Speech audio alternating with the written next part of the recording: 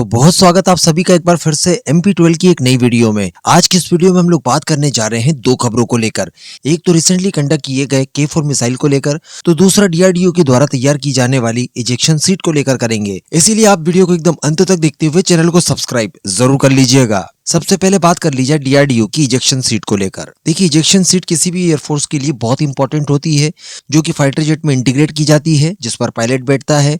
कोई क्रैश जैसी समस्या आती है, जब आउट ऑफ कंट्रोल हो जाता है आपका विमान, उस समय आपका पायलट इसी का इस्तेमाल करके अपने आप को इजेक्ट कर लेता है, विमान से बाहर निकाल लेता है, जिससे कि उसकी जान बच जाती है। अब अगर बात की जाए DRDO की, तो DRDO इसके ऊपर न केवल काम कर रहा है बल्कि काफी तेजी से कर रहा है। इसके पीछे का लॉजिक ये है कि रिसेंटली DRDO ने सफलतापूर्वक इसके रॉकेट स्लेज का टेस्ट किया था। ये वीडियो आप इस समय अपनी स्क्रीन पर देख पा रहे हैं। इस पूरे सिस्टम का टेस्ट DRDO ने रिसेंटली किया था। अब इसको लेकर काफी कुछ चीजें और काफी कुछ डिस्कशन अलग अलग प्लेटफॉर्म्स पर हमें देखने के लिए मिला। इसी को लेकर IDRW ने एक इंडियन एयरफोर्स के अधिकारी से बात की कि आपका इस इजेक्शन सीट को लेकर क्या मानना है, क्योंकि ये DRDO की बहुत बड़ी उपलब्धि है। हम चूंकि मल्टीपल विमानों को इस समय डेवलप कर रहे हैं, फिलहाल हम लोग इजेक्शन सीट के लिए ब्रिटेन की मार्टिन बेकर के ऊपर निर्भर करते हैं। ऐसी परिस्थिति में स्वदेशी सीट आ जाना ये एक बड़ी उपलब्धि मानी जाएगी। हमारे विमानों का इंडिजिनाइजेशन करने के लिए ये महत्वपूर्ण होगा। तो इसको लेकर इंडियन एयरफोर्स के अधिकारी द्वारा ये कहा गया कि देखिए, ये बहुत बड़ी सफलता है, काफी संभावनाएं हैं इसको लेकर, लेकिन हमें जल्दबाजी किसी प्रकार की नहीं करनी है इस सीट को लेकर। जी हाँ, उनके द्वारा ये बताया गया कि ये सीट जो होती है ये काफी क्रूशियल पार्ट होती है किसी भी फाइटर जेट के लिए, क्योंकि इससे सीधे सीधे सुरक्षा जुड़ी हुई होती है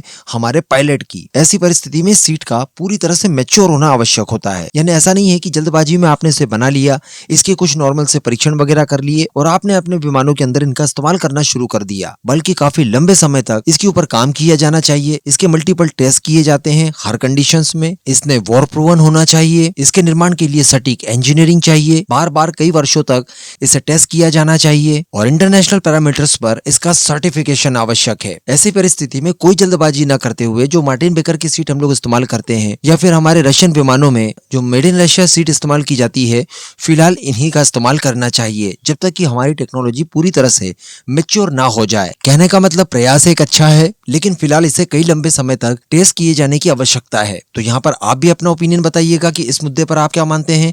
अगली खबर की अगर बात कर ली जाए, तो ये K4 मिसाइल के टेस्ट से संबंधित जुड़ी हुई है कि जो K4 मिसाइल का परीक्षण किया गया है, जो कि SLBM है, सबमरीन लॉन्च बैलिस्टिक मिसाइल, जिसको लेकर कोई आधिकारिक घोषणा तो नहीं की गई है, लेकिन इससे संबंधित अलग अलग सोर्सेज ने इस बात को कंफर्म किया है कि DRDO द्वारा इस मिसाइल का परीक्षण किया गया है। तो इसमें हम लोगों ने सबमरीन भला कौन से इस्तेमाल की होगी, इसको लेकर एक बहस चल रही है।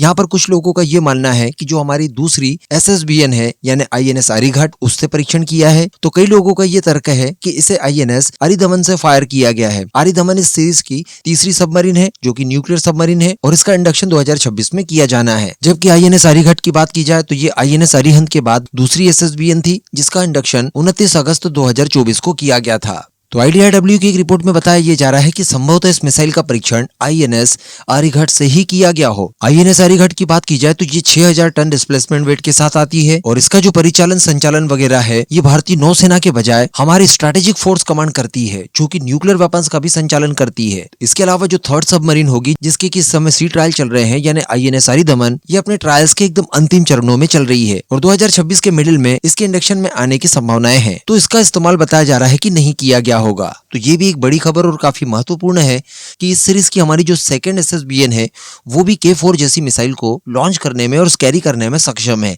जिसकी रेंज बताई जाती है लगभग 3500 किलोमीटर। इस K4 मिसाइल से आप यहाँ पर मैप देख पा रहे हैं, ये इतना एरिया कवर कर सकती है। तो कहा जा सकता है कि चाइना के लिए भी ये बड़ी चिंता का विषय है और भारत को वास्तविकता में ये असली क्षेत्रीय पावर बना देती है इस परीक्षण के बाद। इन दोनों ही मुद्दों पर आपका क्या मानना है, नीचे कमेंट करके जरूर बताइएगा।